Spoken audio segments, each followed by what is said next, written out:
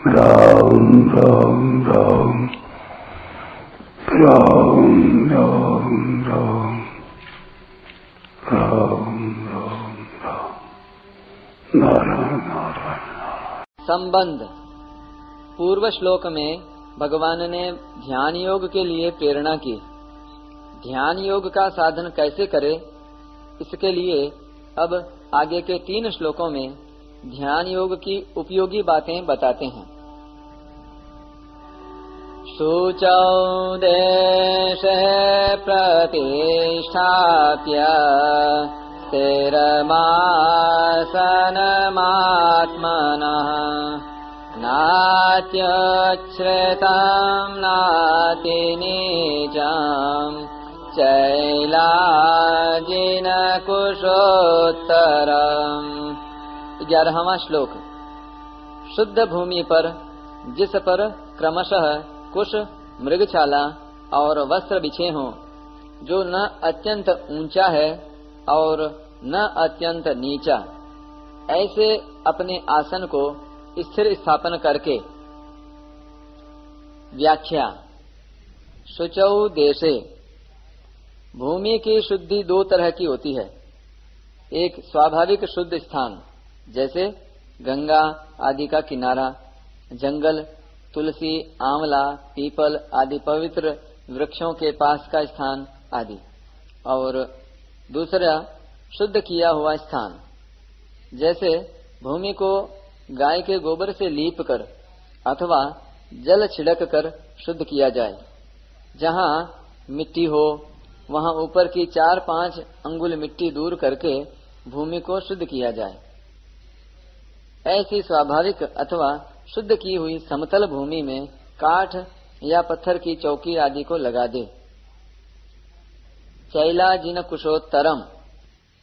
यद्यपि पाठ के अनुसार क्रमशः वस्त्र, मृगछाला और कुश बिछानी चाहिए, तथापि बिछाने में पहले कुश बिछा दे, उसके ऊपर बिना मारे हुए मृग का अर्थात अपने आप मरे हुए मृग का चर्म बिछा दे, क्योंकि मारे हुए मृग का चर्म अशुद्ध होता है। टिप्पणी। श्लोक में जैसा पाठ है, अगर वैसा ही लिया जाए तो नीचे कपड़ा, उसके ऊपर मृगछाला और उसके ऊपर कुश बिछानी पड़ेगी, परंतु यह क्रम लेना युक्ति संगत नहीं है, क्योंकि कुश शरीर में गड़ती है। अतः नीचे कुश, उसके ऊपर मृगछाला और उसके ऊपर कपड़ा, ऐसा क्रम लिया गया है, क्योंकि पाठ क्रम से अर्थ क्रम बलवान होता है। पाठ क्रमादर्थ क्रमो बलियान। अगर ऐसी मृगछाला न मिले तो कुश पर टाट का बोरा अथवा ऊन का कंबल बिछा दे, फिर उसके ऊपर कोमल सूती कपड़ा बिछा दे। वाराह भगवान के रोम से उत्पन्न होने के कारण कुश बहुत पवित्र माना गया है, अतः उससे बना आसन काम में लाते हैं। ग्रहण आदि के समय सूतक से बचने के लिए अर्थात शुद्धि के लिए कुश को पदार्थों में, कपड़ों में रखते हैं। पवित्री, प्रोक्षण आदि में भी इसको काम में लेते हैं। अतः भगवान ने कुश बिछाने के लिए कहा है।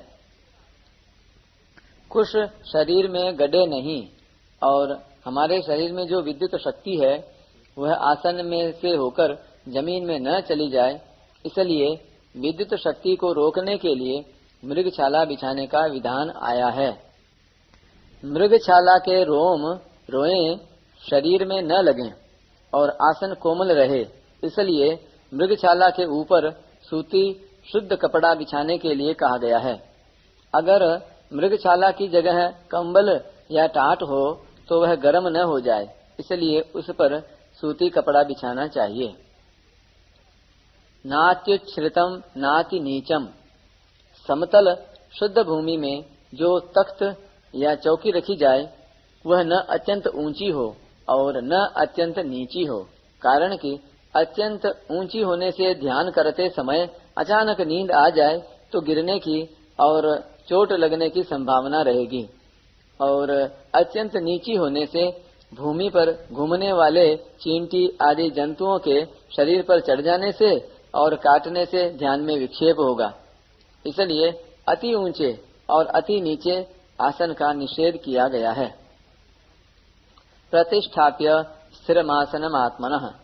ध्यान के लिए भूमि पर जो आसन, चौकी या तख्त रखा जाए वह हिलने वाला न हो। भूमि पर उसके चारों पाए ठीक तरह से स्थिर रहें।